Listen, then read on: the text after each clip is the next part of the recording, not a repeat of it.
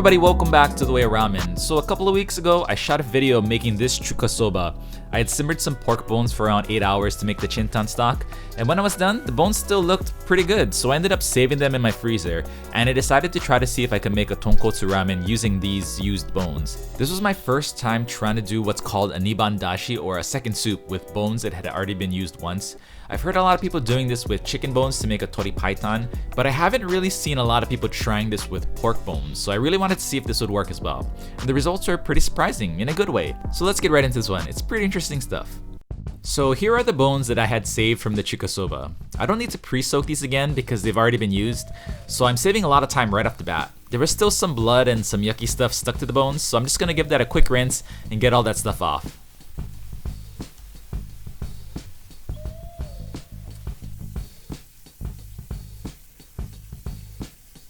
Then I put the clean bones into a pot and fill the pot with enough water to cover the bones by an inch or so. If you're not shooting a video, just fill it up in your sink, it's a lot faster. Then just crank up the heat and let it boil. I'm looking to reduce this down to about 1/3 of the starting liquid.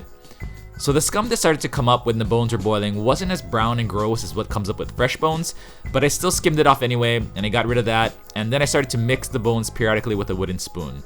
Making tonkotsu soup really isn't all that sophisticated. You just crank up the heat and let it rip for hours while mixing to prevent any burning at the bottom of the pot.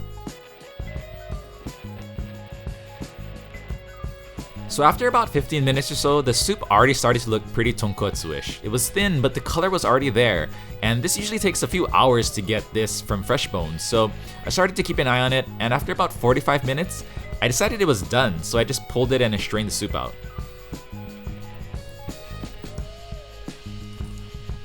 So the soup was a little thinner than I thought. It's probably due to the bones already giving off a lot of the collagen with the chintan, but the color and the flavor was already there.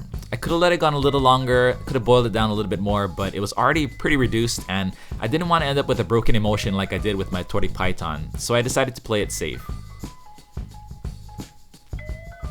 So the niban dashi worked pretty well, and I decided to go for a sanban dashi, or a third soup, and reuse the bones again and really try to squeeze out every bit of soup I can from these bones.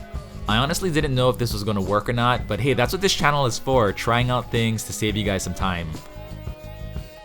So I let this go for another 45 minutes or so, and I started off with a little less water, so by the end of that, it definitely seemed a little thicker when compared to the niban dashi, and when it looked done, I strained it out into my niban dashi, and at that point, I at least had a few servings of tonkotsu soup.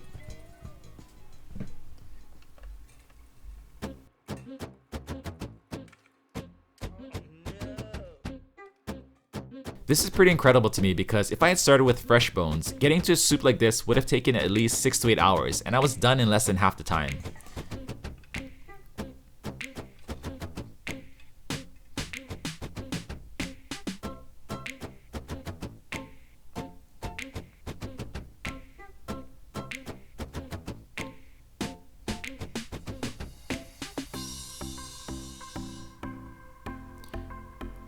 I strained out the soup one last time into a smaller pot that was more appropriately sized, and then I hit it with an immersion blender just to make sure I could get the emulsion as good as possible before chilling. Didn't want to have another broken emulsion here.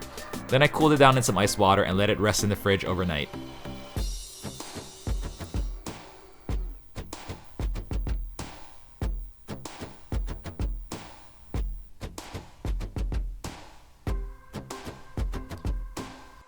And the next day it was perfect, no broken emulsion, and actually a lot more jello-y than I expected. Not the thickest tonkotsu soup, but just good enough for me. I transferred a little over 1 serving into a smaller pot and got that heated up.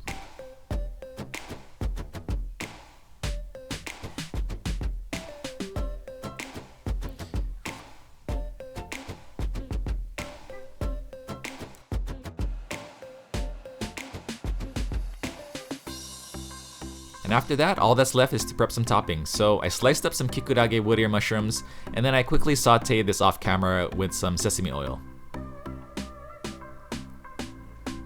I cut up some fresh green onions.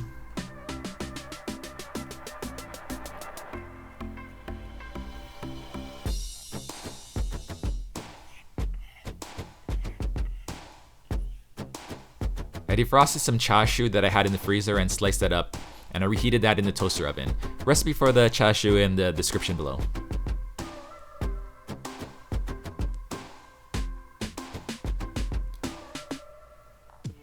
For this bowl, I'm reusing the tare from the Tori Paitan video and the Niboshi Oil from the chuka soba video. Links in the description below for these recipes as well.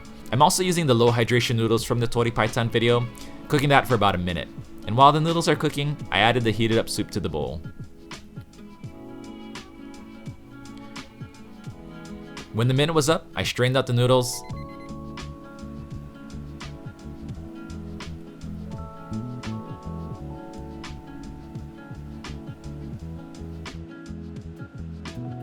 And then I added them to the bowl as well. So at that point, all that was left was to add the toppings and eat. I had actually cut up some nori as well to add to the bowl, but I had completely forgotten about it and it just sat there on my counter. But that is a bowl of tonkotsu ramen made completely from leftovers from previous bowls of ramen. And this turned out a lot better than I expected. When I had originally posted the question on Instagram whether this was possible or not, a lot of people told me I would need to mix in some fresh bones, and I think Keizo was the only person who said just reusing the old bones would be fine by themselves, and it was, so he was right. I'm sure there would have been a little bit more thickness and flavor if I used fresh bones, or maybe if I added a little bit more fat or collagen, but this was a great bowl of tonkotsu ramen, so if you're making a chintan in the future, whether it's chicken bones or pork bones, save them because there's still some good soup left in them. Anyways, thank you guys so much for watching. I really do appreciate all the love and support, and I'll see you all in the next video. Peace.